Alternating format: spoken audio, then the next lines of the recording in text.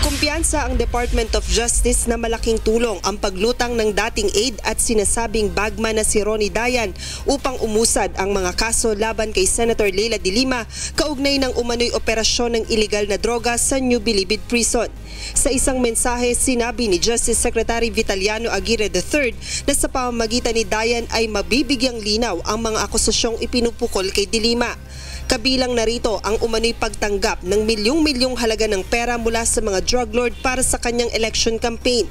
Pagkakataon na rin aniya ito ni Dayan upang isiwalat ang katotohanan at linisin ang kanyang pangalan sa issue ng drug trade sa Bilibid.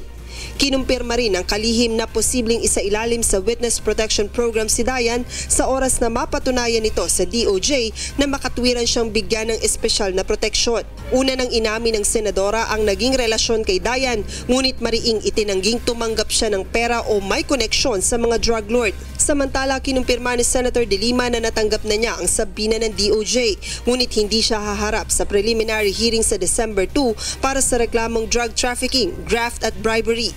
Yeah, it's just a subpoena to obtain the copies of the complaint and supporting evidence, and either ako mismo o representative ko ang kumuha.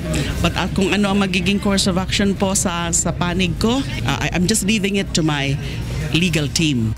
Joan Nano, UNTV News and Rescue, Manila.